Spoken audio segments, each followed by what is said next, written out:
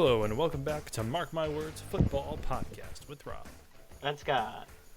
And today we're diving into the thrilling action from Week 9 and looking ahead to what Week 10 has in store for us. Whether you're a diehard fan or just tuning in for the first time, we've got all the insights, analysis, and predictions you need to stay in the game.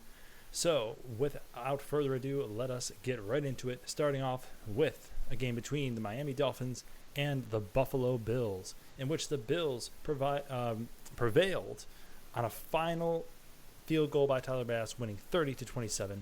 And what were your thoughts from this game? Well, I think immediately that kick was absolutely insane. 61 yards. Yes. Yeah, I'm pretty sure there were exactly 0 people watching that in the stadium on the team that thought he would make that kick. I mean, even the announcers were like, they should just go for a Hail Mary instead of attempting this kick. Yeah, I mean, I was pretty shocked that he made it. Yes, considering he had missed one earlier in the game. And it was really the reason why they had to kick at this kick at all, was that he missed one. And yes, I thought for sure this was going to miss, but credit to him for being clutch. That's the most important trait of a kicker, is when it comes down to it, when your team needs you the most, making that final kick. And credit to Sean McDermott for trusting in his kicker, even though he has been having a pretty rough year and having a rough game, giving him that opportunity to redeem himself. And this game was an absolutely really exciting one of the best games of the week, and it's just a killer for the Dolphins. Really, their season is in dire straits now. But the Bills, with this win, I think this really, for them, it pretty much locks up their division. I mean, they have we still have a lot of games to go, of course, but 7-2, you've beaten all the teams in your division, and looking very good for the Bills. Yeah, and I think on a day when your offense wasn't firing on all cylinders, you're still able to defeat the team who you've just absolutely had their number for years and years now. And yeah, and just take an absolute stranglehold on that division. Like, not a whole lot to worry about division-wise for the rest of the year. And now you're thinking more 1 seed, and that's of course depending on you're needing Kansas City to probably lose one, and you play them in a couple of weeks. Yes, absolutely. And like you said, even on a game where it looked like, man, if the Dolphins were finally going to beat the Bills, it looked like this might be the game. I thought the Dolphins played excellently, actually, throughout this game. But at Bills, it really came down to Josh Allen being clutch and Josh Allen doing what he needed to bring this team over the edge. And that has really been a great thing for me to see from the Bills. And we'll get into more of this later when we do our tiers. But I think the Bills are the second best team in the AFC, only to the Chiefs, of course, who are at this point undefeated. And it's because they have more ways to win now. And this team was a team that I thought that was going to maybe take a step back this year because of all the players they got rid of. I think in a way it's made them better because they're more unpredictable, they're more versatile, and they can win in so many ways. They can win close games, they can win lower scoring games, they can still go, beat, toe-to-toe with the high-powered offenses. Josh Allen could have a great game, throw for 300 yards, and you could win that way. Or he's capable of checking down, and the Bills can power through with run games. I mean, we've seen it all from this team, I feel like. And I really don't think there's a single opponent in the league where I would feel like safe against when the Bills are playing them. I do have some concerns about their defense, for sure. They got tore up on the run a lot in this game versus Miami, and I think that's been a theme in some parts. I would have a lot of concern for that team, especially if they're going to face good running teams like Detroit or Baltimore down the stretch here or in the playoffs. Like, that would concern me that they wouldn't be able to manage their game script very well, and they had to rely on chunk plays a lot if their run defense can't hold up and they're allowing 5+ yards a carry every single game. Yes, of course, but I think the Dolphins have one of the better run games in the league. But even though that is the Bills' weakness, it's not like a gaping.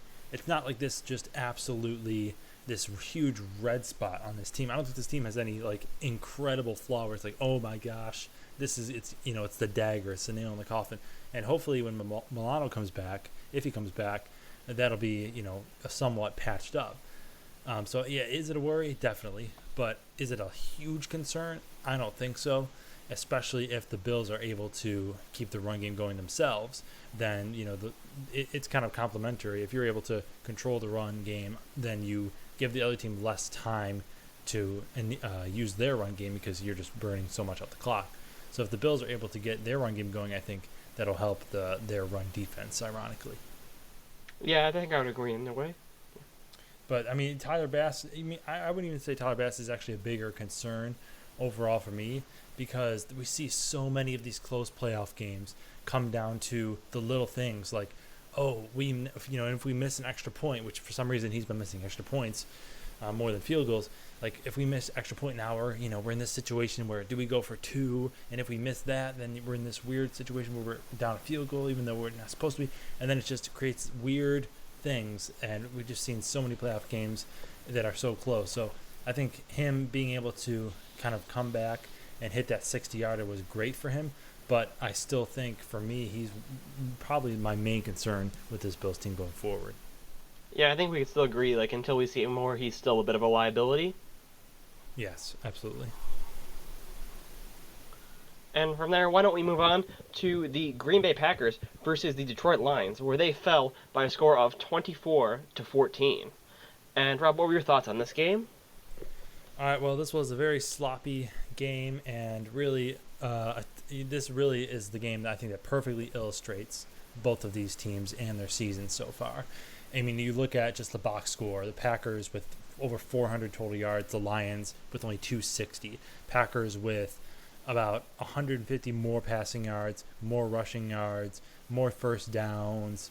I mean, just every stat, except for time of possession, almost every stat they're just ahead of. But then you look at things like turnovers and Jordan Love throwing a pick, penalties, Packers doubling the Lions in penalties.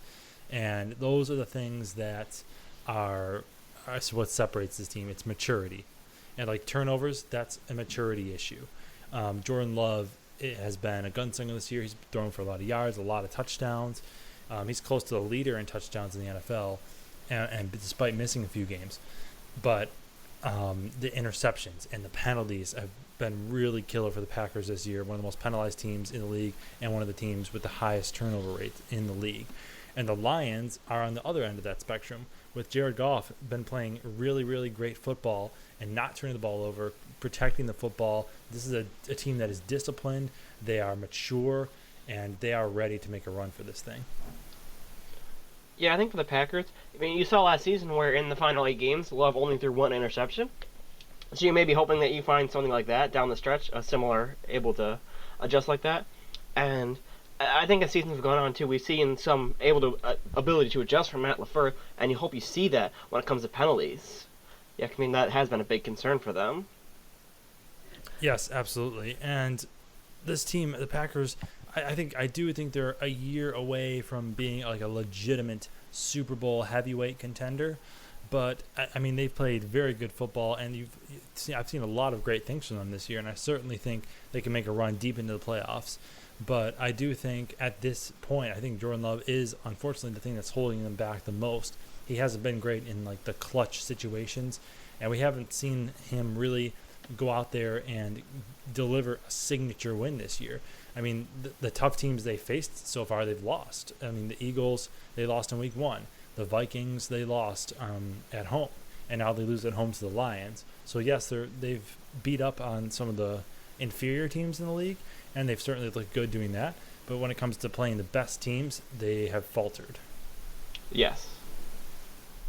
And maybe we were a little too quick to name quarterbacks like Jordan Love and C.J. Stroud to the absolute elite tier, and that their projection wasn't just linear, really, as we haven't seen them just continue that upward trajectory like we had last season.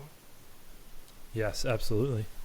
Yeah, it's the NFL is not a linear sport. Some other sports are. Basketball, I think, is probably the most linear of all the sports, but NFL definitely isn't. And we always, when we see quarterbacks like Love and Stroud have great rookie seasons, in Stroud's case, and great initial seasons as a starter in Love's case, we think, okay, if this is what they could do in their first season, imagine what's going to happen in the second. But it doesn't always work that way, because in the second year, now teams have film on you. Now they know, they're not going to be surprised by you anymore. They know who you are.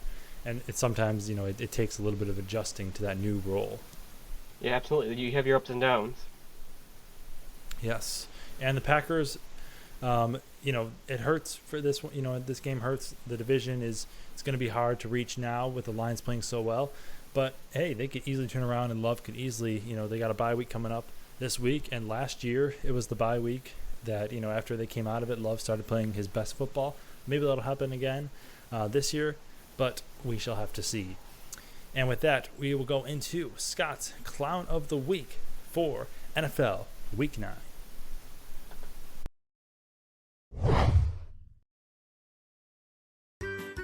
Everybody loves a good clown, and now it's time to meet the NFL's Clown of the Week for this week.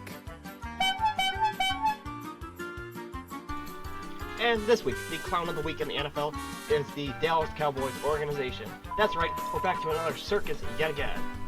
Just absolute clownery all around by the Dallas Cowboys this week, and there are several aspects to this, so let's get into this one. So first of all, when they're on a 4th down, they attempted a fake punt, with the punter attempting a pretty deep throw across the field.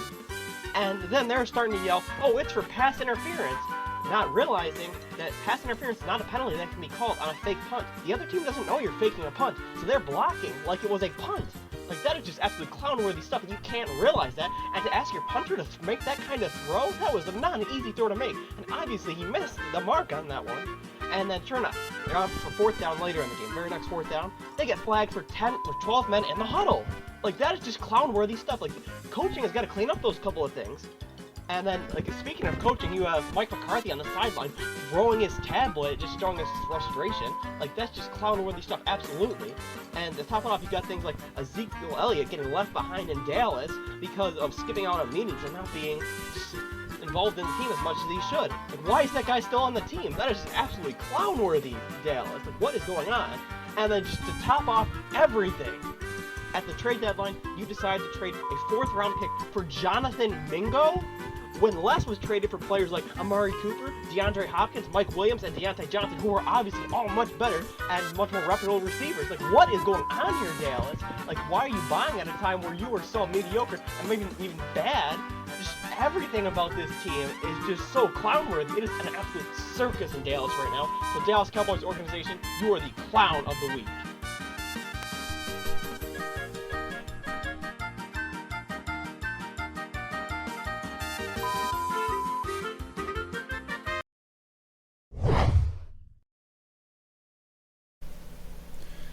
All right, and with that, we move on to our quarterly tiers from the NFL, and this is the mid-season edition of the tiers. So, just to recap of how we do this, we have 5 tier levels in which we rank all the NFL teams, with first the bottom feeders, and these are the teams that are the worst of the worst. Their seasons are over in effect. Even if they're not statistically eliminated, they are eliminated from being relevant at all. Then we have the mediocres, who are in a close spot with the bottom feeders, but maybe have some signs of life. They're watching their games isn't a complete and utter disaster. Then you have the fringe contenders. These are teams that are wild cards. If they can just complete something, if they can just improve in a certain area, they could be dangerous, but they could also just as easily be a mediocre. And then we have the contenders. These are the teams that are verifiably good teams in the NFL and have a legitimate chance to reach the Super Bowl. But they're not quite the heavyweights, who are the teams that are right now ready to go to the Super Bowl and have a very good chance at winning it. But first, we will start all the way down with the bottom feeders. And Scott, who are your bottom feeders for the quarterly tiers? So I have 5 teams in the bottom feeders this time, and that is the New York Giants, the Las Vegas Raiders, Cleveland Browns, New England Patriots, and Carolina Panthers. All right, not much argument for me, but I will have 8 teams in the bottom feeders. I'll have the Jacksonville Jaguars, New Orleans Saints, New York Giants, Cleveland Browns, Tennessee Titans, Las Vegas Raiders, Carolina Panthers, and New England Patriots.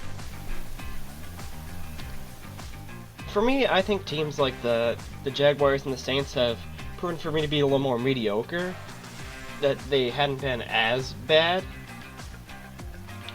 as like comparably to like the Panthers or the Patriots. Yeah, to me, I think that's kind of our preseason biases leading us in the wrong direction.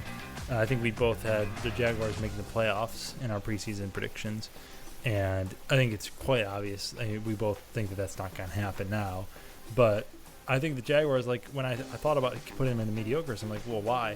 What makes the Jaguars different than any of the other teams? Like, maybe they have a quarterback that we think we believe in a little bit more, but really they're just a poorly coached team with a terrible defense and really no weapons on the offense. And so I think they. I would disagree with that. I think their offense has plenty of weapons. Who? Brian watching Thomas those games, Jr., Evan nobody- Ingram, Christian Kirk. Nobody's popping off the screen. Like Kirk is. I would say was Brian good, Thomas I thought. Jr. absolutely is popping off the screen to me. Okay, maybe, but I mean, the Saints I think have more offensive talent than the Jaguars do. Well, I would And the absolutely Brown- disagree with that.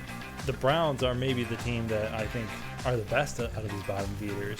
With they have verifiably a good coach, a great coach in the NFL, and now you have Jameis Winston coming in there, who knows what he's going to be able to generate. But I think all of these teams are they're terrible, and we have to stop making excuses for the Jaguars at this point. I know we kind of invested in them. We want to, hey, well, they're good. No, they're terrible, and they belong in the bottom feeders. Okay, well, after that, I guess we shall move on to the mediocres. So, in the mediocres, I have 8 teams in the mediocres, and that would be the Chicago Bears, New Orleans Saints, Jacksonville Jaguars, Dallas Cowboys, Denver Broncos, Indianapolis Colts, Miami Dolphins, and Tennessee Titans. And in the mediocres category, I will have 6 teams, including the Miami Dolphins, Arizona Cardinals, Indianapolis Colts, New York Jets, Chicago Bears, and Dallas Cowboys. So for me, I think looking at yours, the Denver Broncos are the team that stands out to me. They are 5-4. Why do you think they belong in the mediocres? I think watching that team, I think nothing really inspires you out of them. They're currently 23rd in points for. They do have a good defense, but I think they're just so talent-striped on that offense. I think really if you dive into their deep analytical stats, you're going to find that they're not going to keep this up. I think they're really going to falter down the stretch. Yes, I would definitely agree with that. I think the Broncos are a team that, though their record is 5-4, nobody they're not fringe. They're not really I would say they are fringe. That's where I would put them. But I don't think there's really a shot that they can do anything. I mean, let's be honest. The Broncos are not going to go to the conference championship, and there's really nothing they can do that would lead me to believe they're going to be the Super Bowl. But all the same, I have a hard time putting them in the mediocre category. Because of the quality of wins has been pretty good. Like when they faced bad teams like the Panthers and Saints, they've blown them out. When they face teams that are a little bit of higher quality, like the Chargers, they were able to edge them. And they kept it. And the Buccaneers, they blew out. So they've had some good wins this year, and they really haven't looked terrible in any game except for the last one against the Ravens, who we both think is a very good team.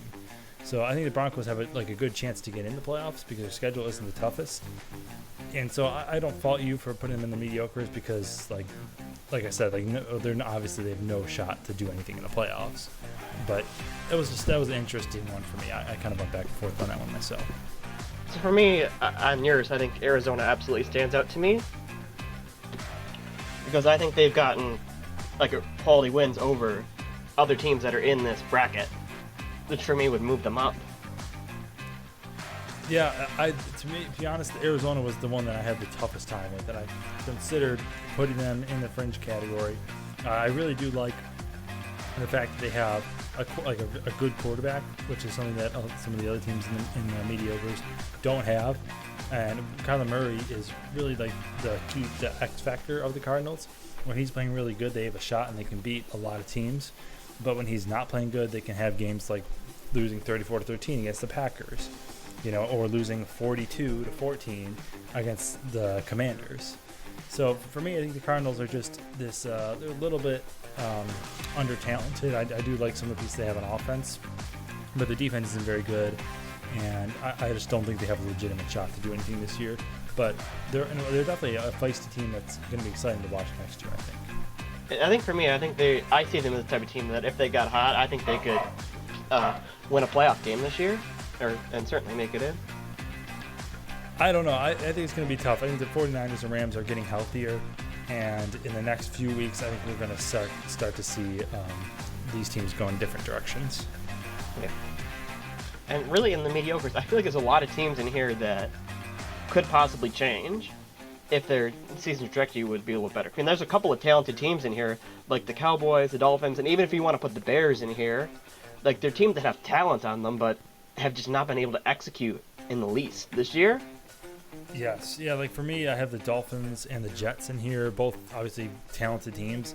For me, I think it's too late for both these teams, and neither of them have actually proven that they're good this year. And the Cowboys, obviously, I mean, they're just a clown show. But yeah, the mediocres for me, they don't have mediocre rosters. Really, any of these teams, I think, except for maybe the Cardinals. But I think it's just at this point in the year, with maybe injuries or what have you, the spot they find themselves in, they really just don't have a shot. And from there, we will go on up the ladder to the fringe contender tier. And who do you have resting in this category? I have 6 teams in the fringe, and that would be the Tampa Bay Buccaneers, the Arizona Cardinals, Atlanta Falcons, Seattle Seahawks, LA Chargers, and New York Jets. And I also will have 6 teams: the Tampa Bay Buccaneers, Los Angeles Chargers, Seattle Seahawks, Cincinnati Bengals, Atlanta Falcons, and Denver Broncos. Yeah, so I think this is the one that it seems like we agree on the most. Yes, but I would like to talk about a team that has, kicked off the week, week 9 with the win against the Texans, the Jets. So the Jets I picked to win the division, and I think I don't know if you picked them to miss the playoffs. I did have them in the playoffs. You had them, okay, well, I would think I was a little bit higher on them, obviously, than you were to start the year, but now we've kind of flipped. What makes you think that they're in the fringe contenders? Yeah, they were a team that I probably wavered the most on, putting them in the mediocres, but it was just kind of about the talent on that team, because they obviously have all the pieces on offense that you could want, and they historically had the defense that you need to win, but just not put it together at all. And I guess that's just some type of holding out hope on my part that this interim coaching staff, which hasn't looked fantastic, is going to somewhat get it together.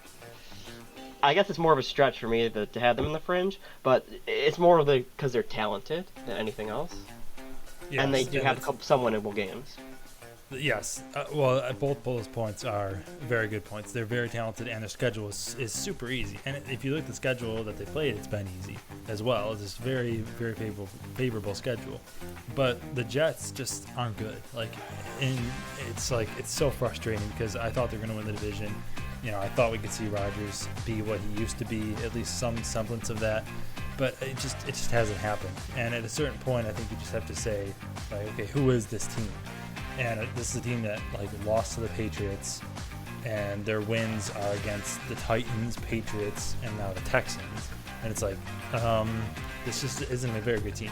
And the Texans win shakes things up a little bit. I have them firmly in the mediocre category. Then they go ahead and beat Houston. It's okay. But I need to see more. I think that could be fool's gold. I think Houston was ready to lose to just about anyone that week, allowing 8 sacks. So yeah, the Jets are very talented. The schedule's easy, but I mean, what game? If you look at the schedule, what game do you think? Oh well, they gotta win that one. There's no way they lose. There isn't. The Jets have lost the right to say, oh, there's no way we lose this game. This week they face the Cardinals.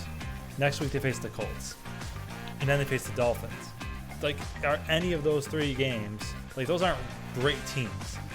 But are any of those 3 games you would say, oh yeah, we're gonna win that? No, definitely not. Exactly. So the schedule isn't tough, but it's still in every game it's gonna be oh, can they do it? And for me, that just was an indicator of where I felt about them. So another team I'd like to talk about in this one that you have is the Bengals. Yes. So I think the Bengals, Joe Burrow's playing out of his mind. He's playing. You look at his stats. They're just incredible stats. A great fantasy quarterback to have. But he's got no shot at the MVP because the Bengals' defense is absolutely abysmal. It's one of the worst defenses in the league by any metric. And that, for me, is the major thing why that's holding them back from being a contender. We mentioned earlier, the Bills, they don't have any major, oh my gosh, flashing red lights flaws, and that's why they're one of the best teams in the league. The Bengals have major flaw, alert, fire alarm. Your defense is terrible. And for me, no team has ever made a deep playoff run with just and maybe I'm sure there were historically like one of a few exceptions, but to me, to be in like the midweight contender, you can't have something on your team that's just like awful. And the Bengals defense to me is awful. Okay, that's a fair enough point. I have them up in the midweight simply because of how elite their offense has been. And I guess, again, in the hopes that they can help turn some things around defensively. Because I would agree the defense has been terrible, but their offense has been so good that makes me think, like, I didn't feel right putting them down there because of how good their offense has been. And what we know that they can be. Yes, and for me, the thing that I was just debating putting them in midweights is just the fact that if they get into the playoffs, you feel like they have a shot against anyone just because of the history. Right. So yeah, I think that's probably the strongest case. It's like, are you really going to bet against us? You know, if we get a wild card spot and we're facing, you know, like the Texans, like, I don't know. Mm-hmm. Yeah, so that for me, you know, and the Buccaneers are a team that's, you know, for me it's frustrating to have them in the fringe category because I really think they could have been a midweight contender, but the injuries are just too devastating for me. Oh yeah, I'm 100% with you on that boat. Their injuries were the only thing that put them in that tier for me. Otherwise, they would have been midweights. Absolutely. And the Falcons looks like they're starting to run away with that division. We both have them in the fringe here, but you know, I thought about putting him in the middleweights, but I really just like Kirk Cousins is playing great, but is he a great playoff quarterback? Historically, no. And their defense also not very great. So I thought you might fall for it and put them in the midweights, but I'm glad to see that we're on the same page on that one. Yeah, again, like similar to you, I was close putting them up there, but then I kind of was comparing them to some of those teams, and I'm like, yeah, I feel like they're a titch lower than those other teams. I think they could have the potential to get up there, but some things would have to go right. I mean, I think they belong in there with Seattle. I mean, like that's a team that they just recently played. Like they give them with the Bucks too. Like I think they belong in that tier. But if there's one team in this tier that I think would be most likely to move up really fast, it's for me the Chargers. And the fact that in the last couple of weeks, we've seen Justin Herbert really start to be unleashed. And that was something that I know you were really frustrated with early in the season. How do you feel about the Chargers now that Justin Herbert's starting to look more like his old self? Yeah, I was almost surprised that you didn't have them higher, that we have them in the same position. Yeah, I'm very happy to see that. And I think that my stance on the Chargers definitely improved, as I like them a lot better recently, now that Justin Herbert's not handcuffed to a pole, so to speak. But I think come playoff time, if they are in the playoffs, and I think they probably will be, that Greg Roman may default back to some of the things that they did back in his days in Baltimore and even Buffalo, where they rely too heavily on the run game and they try and handcuff these quarterbacks to try and keep them from making bad decisions. Like, let Herbert go and throw beyond the sticks. You've got one of the best quarterbacks in the NFL, I think. Like, let him do his thing. I'm just afraid that when comes time, Harbaugh and Roman are really going to be like, okay, we believe in our defense more than anything else, so we're just not going to let our offense do anything, and it may be to their detriment. That is a fair point. I could definitely see that happening. All right, so from there, we're going to go up the ladder, another rung here to the middleweight contenders. And who do you have in this tier? So in this tier, I have the San Francisco 49ers, Green Bay Packers, Minnesota Vikings, Houston Texans, Philadelphia Eagles, Pittsburgh Steelers, the Cincinnati Bengals, Los Angeles Rams, and the Washington Commanders. And I have 8 teams in the middleweight contenders to include the Packers, the Texans, Vikings, Rams, Commanders, 49ers, Ravens, and Eagles. I guess we were pretty similar here too, for the most part. Yes. The Vikings are a very interesting one here. Like we talked about them like fairly lengthy the last time we did this. And we're like, well, what do they have to do to hit heavyweight status? And like here they are still in the middleweights. And they've dropped a few games now. I think looking a little more like we expected them. It's still a lot better than I expected, but more back to the mean. Yeah, I think we give ourselves a little pat on the back for this one because we didn't like overreact to the people that were like, oh, they're like one of the best teams in the league, but we weren't like old crotchety men sticking to our preseason takes saying like, oh, they're mediocre. I think we both recognize, okay, this is a good team. like, but they're not like the best of the best. Yeah. And Sam Darnold, like, yeah, he's definitely taken a step back these last couple games. And, you know, I still think it's a very well-coached team with a good defense, which can take you far. You know, if you have good coaching and good defense and, an adequate offense, that'll take you far. And I definitely think the Vikings could end up playing in the conference championship. I mean, this is a wide-open conference. So, I mean, and if you get to that point, I mean, you could be in the Super Bowl, right? If you're good enough to be in the conference championship, you're good enough to be in the Super Bowl. So the Vikings definitely have a shot if they get things to bounce their way. But it's going to be tough now that it looks like the Lions are running away with the division. Right. And another team here that I'm actually kind of surprised you had is the LA Rams. Yeah, and again, like, I think it's almost a bit of a projection. Because I think, like, most people would project that they're on the up and up right now. And they do have some talent, and they're well coached. Like, they have the experience for us to see, okay, they've done this before. And I think that's kind of what made me put them up there. Because, again, they're a team that I had put quite a bit of thought into, put them in the fringe instead, and ultimately decided to move them up there.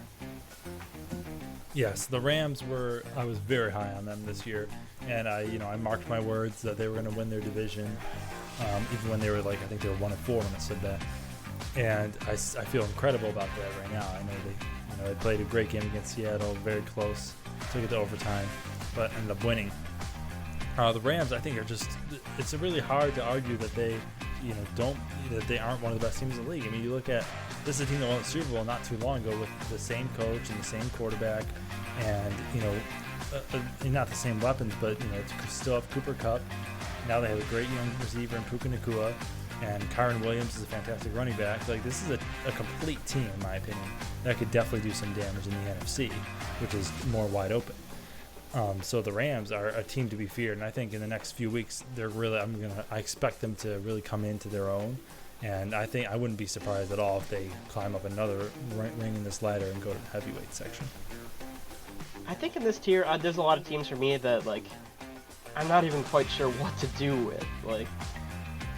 Like either I want to see more, or maybe I'm not comfortable having them there. Like, the Eagles, for me, are one of them. Like, they're a team preseason that I didn't like, and even through a lot of the season so far, I've had concerns about that offense and how it's functioned.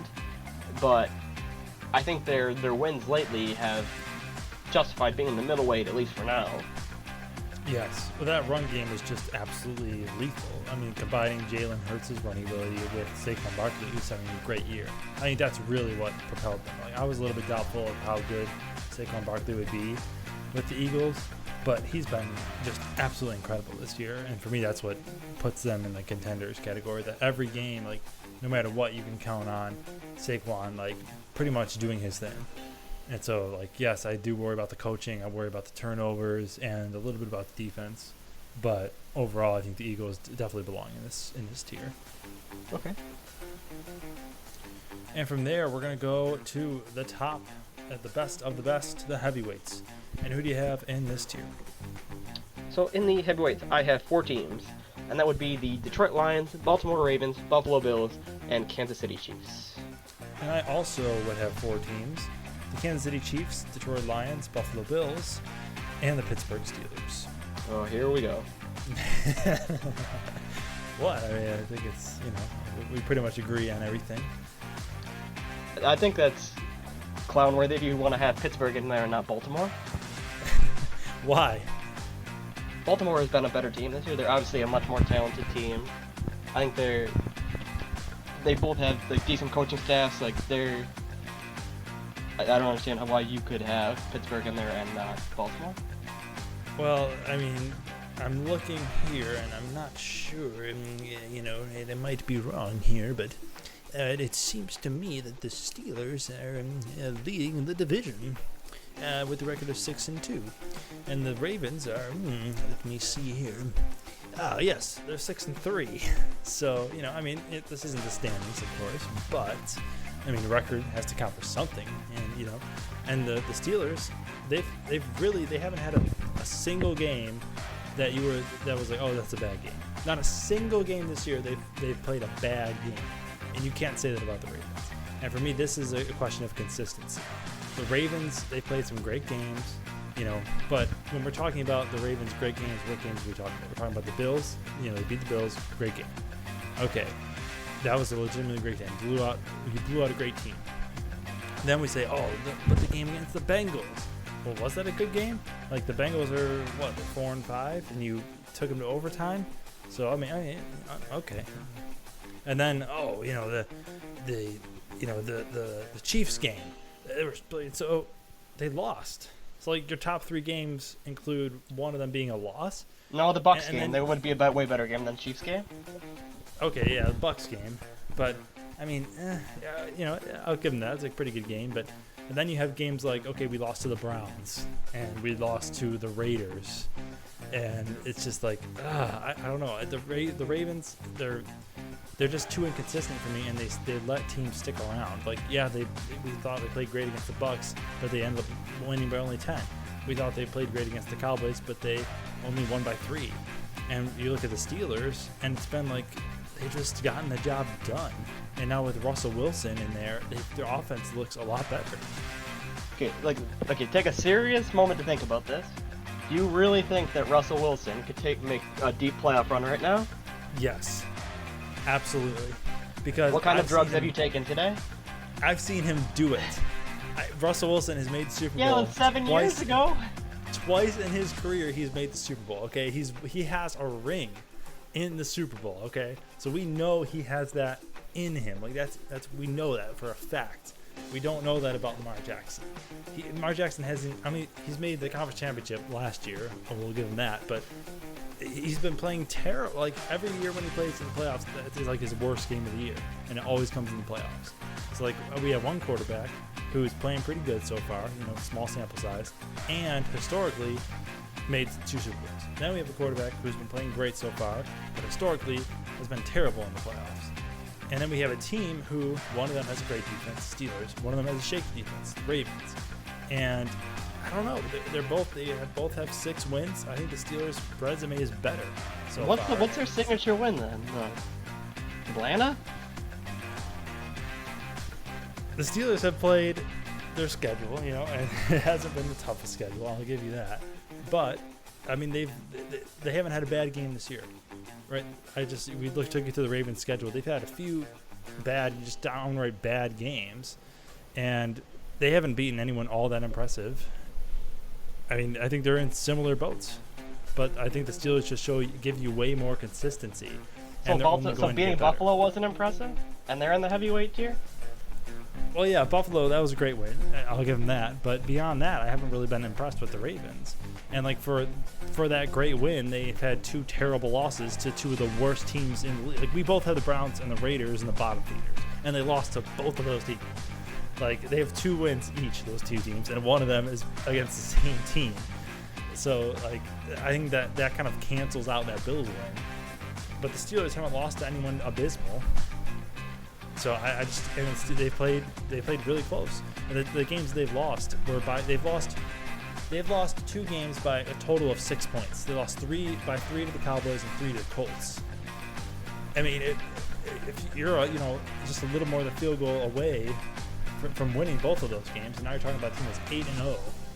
So I just think the Steelers, they are just a well-coached team. They're always going to be good, so we know they're going to be good. But now I think they have the recipe to be great. Yeah, I can agree that they've been good, but they're far from heavyweights. They're definitely heavyweights. I mean, if you look at Russell Wilson, how well he's been playing these last couple games. Think of what you're saying right now. This Russell Wilson is not the same guy that we saw in Denver. 3 weeks ago, you were agreeing with me that he was a potato.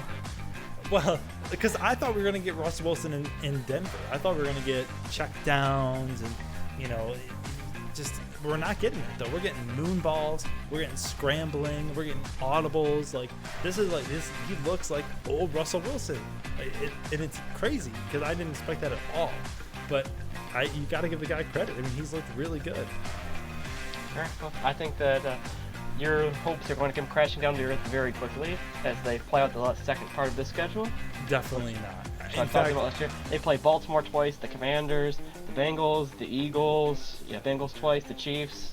They have a lot of very hard games. Yes. This is the gauntlet. Like, people talked about Steelers' schedule being really tough at the end. They're gonna run the table on this one. And I'm not saying they're going to win every game, but they're going to come darn close. And the Steelers are winning this division. It's not even going to be. I don't think it's going to be close. They're going to win this division, and it's not even going to come down to the final week. And I'll mark my words on that one. So, mark my words. The Pittsburgh Steelers will win the AFC North, and it won't come down to the final week. I think they will healthily win this division. Very bold, and you are going to be very wrong. I'm definitely going to be right. I got two. Mark my words on the Steelers. You just can't help God. yourself on them, can you? Hey, you can't say anything. Okay, you had them at 7 wins this year, I think. Yes, So they they did. win 2 more, and that's done. Oh gosh, I mean, what were there any other teams in the heavyweights? Yeah, Bills, Lions, and Chiefs, right? I think we both had them. Yes. Yeah, so Bills we talked about. I think they're looking really good. Lions, I think are looking like the best team in the league right now. Oh, yeah, I would absolutely agree. 100%, they're the best team in the league right now. Right now, Lions are hands down best team in the league for me. Yes, I love what Dan Campbell has done with that team. His leadership. I think he should be coach of the year right now. And Jared Goff is playing perfect football. Ben Johnson coming back was just absolutely a godsend for them. That was a huge, because he could have easily gotten a head coaching job, but he decided to come back, and that offense just looks so good. Yeah. And the Chiefs, they play some ugly games, but they're 8-0, and it almost feels like, where's the loss? Are they ever going to lose? And just every game, I can't see them losing it. It just seems like no matter how bad they play or how close it gets, it always seems like they're going to get it done. Yeah, it's almost like I don't want the Chiefs to be in the heavyweights, but it just seems like they're not amazing. They're not the best, but Right. they still somehow get it done every week. And it's even though to extent Buffalo, I questioned about putting them up there, but I thought we're maybe a touch above a lot of the teams I have in midweights. Yes, And but Kansas City certainly would be too. the Chiefs, you make a good point. The Chiefs, because I think there was the Eagles last year, they went 10-1 in their first 11 games, and they just didn't look great. And we all kind of knew it was going to come crashing down. But the Chiefs are, and we have, well, occasionally we'll see this. We'll see a team that's just 7-0, 8-0. I think the Cardinals, it was a few years ago, and the Steelers with Ben Roethlisberger. And we all just kind of knew, okay, when's this thing going to come crashing down? But with the Chiefs, they're not that team because they won 2 Super Bowls. So it's I think that's why we have to put them in the heavyweights. I mean, it's also because they have Mahomes and Reed, and Reed Yes. is absolutely one of the best coaches. One offensively, his scheme is just bar none amazing. Yes. So it's the fact that okay, we know, or we have historical reason to think this is a good team, and they're undefeated. So it's okay, I think they definitely belong in the heavyweights. I think it would be laughable not to put them in the heavyweights right now, even if they lose the next game. The Chiefs, it's just they're never not going to make a deep playoff run. I think as long as you have Mahomes and Reed. Eventually And it'll come defense. to it, but it seems like it certainly won't be this year. Yes, especially because they have a top 5 defense too. Yeah. All right, and that concludes our tiers for this week. Let us know what you think. And with that, we're going to go on to the game picks for Week 10.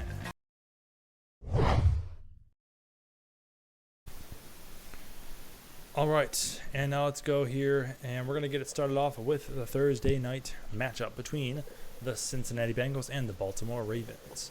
And last time these two teams faced, it went to overtime with the Ravens prevailing. Who do you think wins the rematch? I'm going to have the Bengals winning this one. Oh, and I will as well. Yeah, I think a game that the Bengals had in hand last time and let it slip away. I don't think they're going to let that happen this time. I think there's just so much more on the line for them right now. I think they're going to have just enough to get it done. Absolutely, I agree with that as well. I thought the Bengals, they should have won the last game. Very good game, very entertaining. I think this is going to be an equally entertaining game. And yes, just the Bengals are more desperate right now. They're going to be playing with more tenacity. So I think Joe Burrow and the Bengals will go in there and get it done. Yep. And then we have a game that should, not quite as exciting, but a game that should be, hopefully, just as close between the Giants and the Panthers. And who do you think takes this one? I have the Giants winning this one. And I will as well. And if you are excited to watch this game, I feel very sorry for you. Yes. Yeah, this is one of those games that nobody's going to be tuning in to watch unless you're a fan of these two teams. And yeah, this is the it almost feels like this is one of those games that if you win, you actually kind of lose. Yes, that is for sure. And then we have a game between the Patriots and the Bears. Patriots with Drake May have looked a little bit better, and the Bears fighting for their season. Who do you think wins? All the Bears winning this one. And I will as well.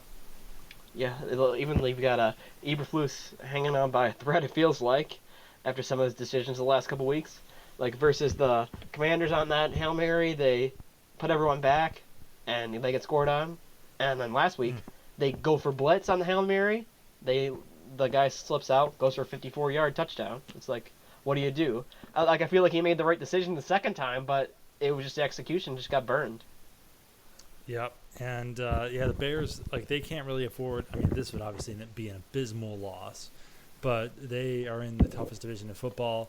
And the NFC, while maybe the top is a little bit weaker than the AFC, I think that middle level is a lot stronger. You got a lot of teams in there vying for the wild card spots.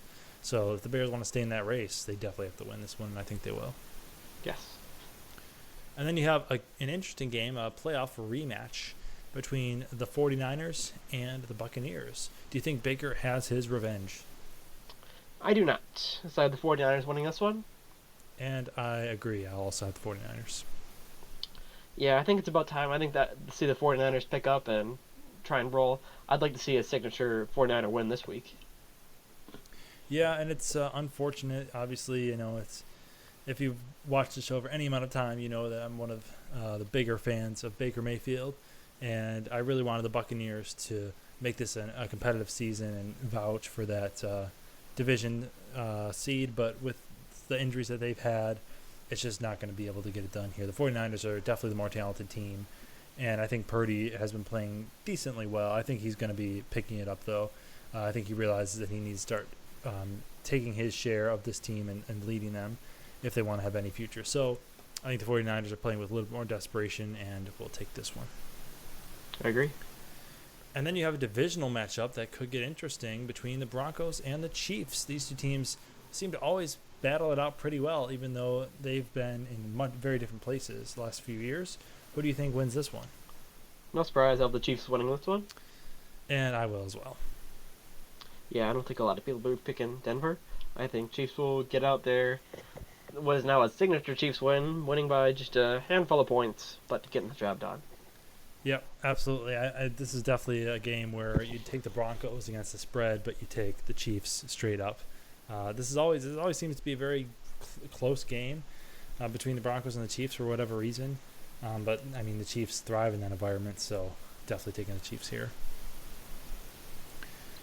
And then you have a game between the Buffalo Bills and the Indianapolis Colts. And who do you have taking this AFC conference matchup? All the Bills winning this one. And I'm gonna go rogue here. I'm gonna take the Colts. Oh, interesting. Why do you say that? Well, I was looking at the Bills' schedule, and I was thinking, wow, the Bills could go like 14-3 or 15-2, and I'm like, wait, that's not gonna happen. And I'm like, okay, the Bills are a team that I think sometimes they tend to play down to their competition, but the main reason why I'm picking the Colts to win is the Bills, the week after this week, face the Kansas City Chiefs in Buffalo. And if there's any team that you might want to prepare extra for, it's that matchup, especially for the Bills, and you've gotten burned by the Chiefs so many times.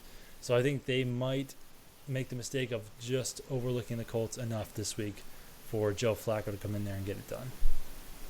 Very interesting.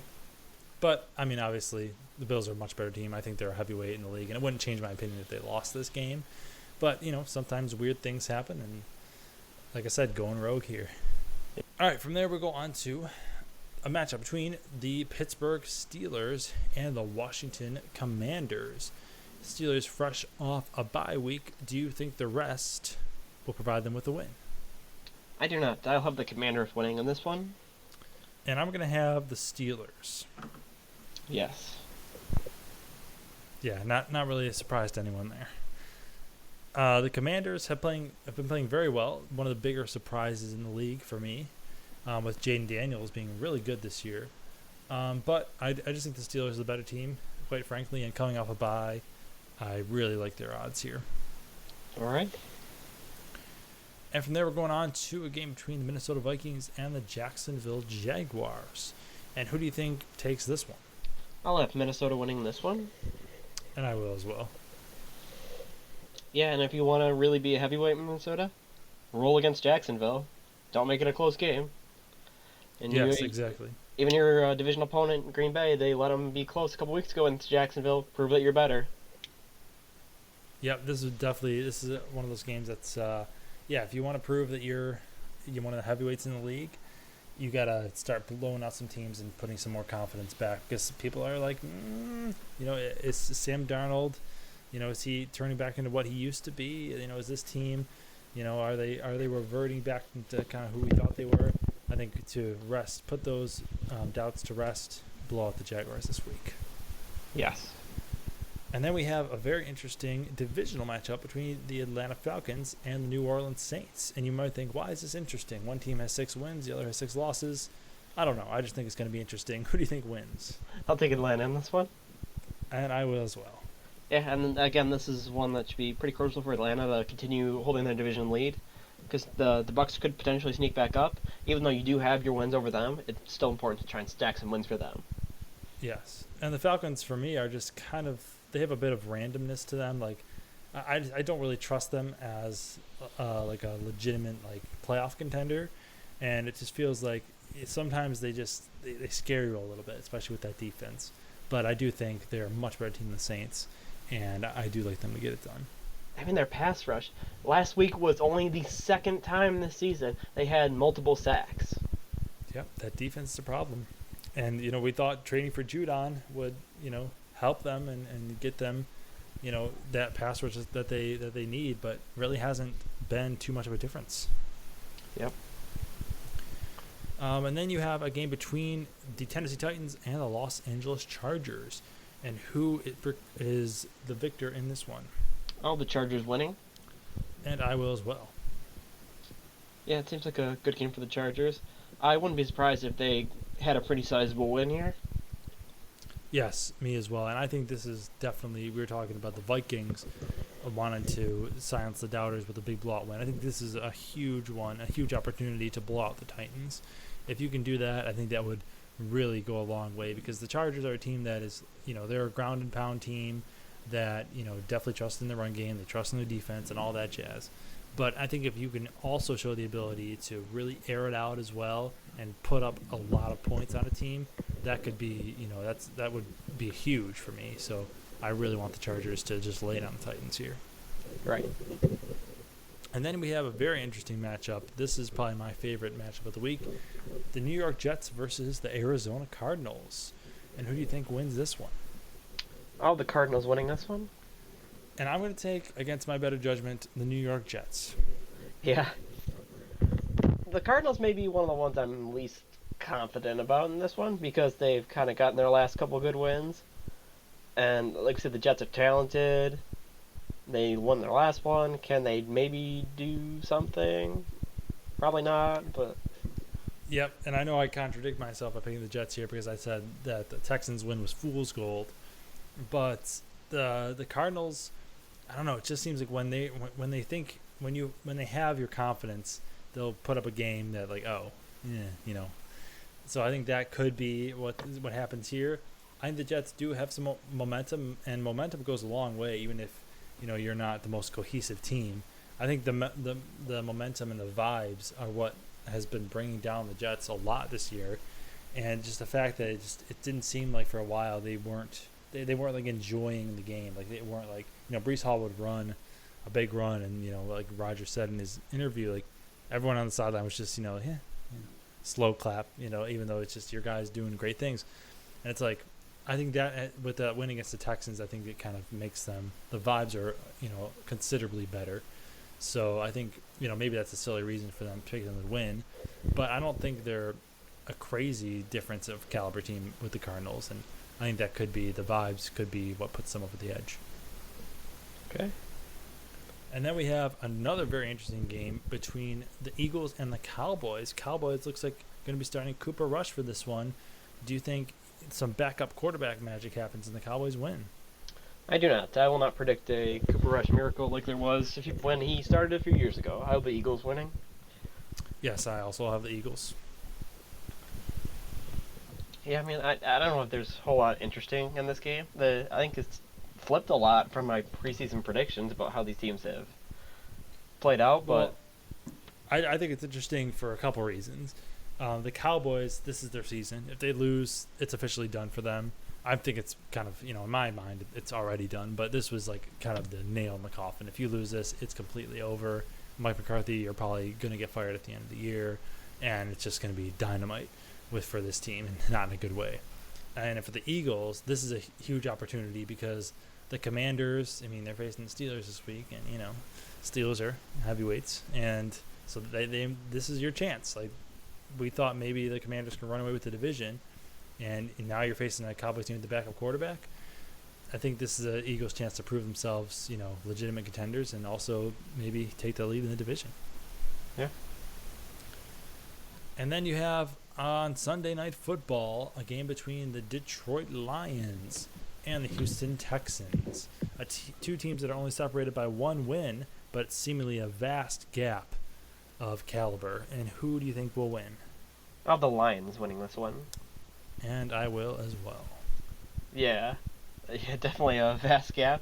The Texans have the record, but have not performed like some expected, or even their record indicates.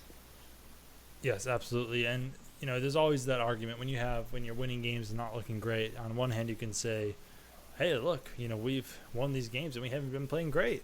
And then on the other hand, it's like, "Yeah, you've been winning these games, but you haven't been looking great." On one hand, you're implying that, hey, we're going to start looking better, and then we'll look what we'll be then. But on the other hand, it's like, well, maybe you've gotten lucky. So I don't know what the case is for this team. I don't think they've gotten lucky in all these games. I think they're a good team, but I don't think I think we may have been a year early on predicting them to be an elite team. Maybe that's because of the injuries, but I don't think they're among the elites this year. No, they've not been among the elites yet. And to wrap up the week, we have a game between the Miami Dolphins and the Los Angeles Rams on Sunday Night Football. Two dynamic offenses. Who do you think wins? I'll have the Dolphins winning this one. Interesting. I thought about that for a second, but I'm going to go with my Los Angeles Rams here. Yeah, for me, I think since Tua came back these last 2 weeks, they've lost by walk-off field goals both times. And they've seen their season circling the drain right now. And I think that they're just going to dig deep.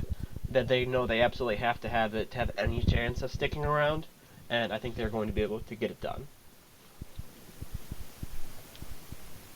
All right. And that concludes the game picks. We now go on to our against the spread picks of the week. And we are above 500. Both of us are at 5-3. We're going to be doing 2 picks this week each because we missed last week. So why don't you kick it off, Scott? Okay, so I will get started off with the Minnesota Vikings. I've got them at -4.5 versus Jacksonville. Like we talked about in our game predictions here, I want to see a big win for Minnesota. I think we'll get that. So Vikings -4.5. And I'll also take Falcons -3.5. I think we both talked about that the Saints are a inferior division opponent. I think they will get it done to the effect of at least 3.5 points. And that's about all I got for there. So what do you have? All right, so I'm going to go with the Bengals on Thursday Night Football at +6.5. Like we said last time, these two teams faced. It went to overtime with the Bengals losing by a field goal.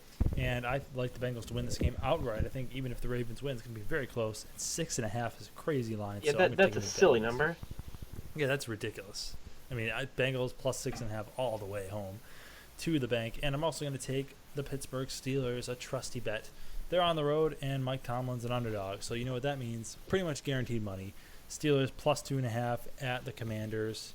Steelers don't lose by a wide margin. If it was 3, I'd feel absolutely just incredible about it. 2.5, I'm still feeling very good. I think the Steelers went outright. So Steelers +2.5. All right.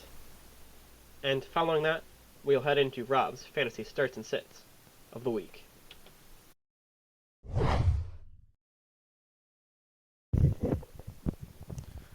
All right, so getting into it here, I'm going to start off with the starts.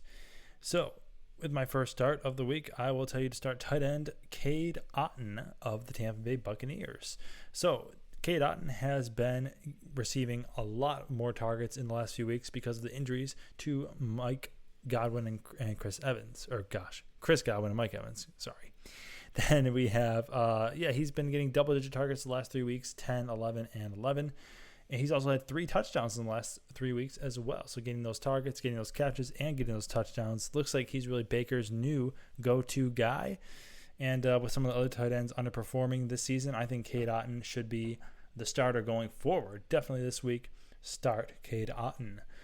Also, I would start quarterback Russell Wilson. And I think finally, at long last, after 2 seasons of, it's finally Russ's time to cook.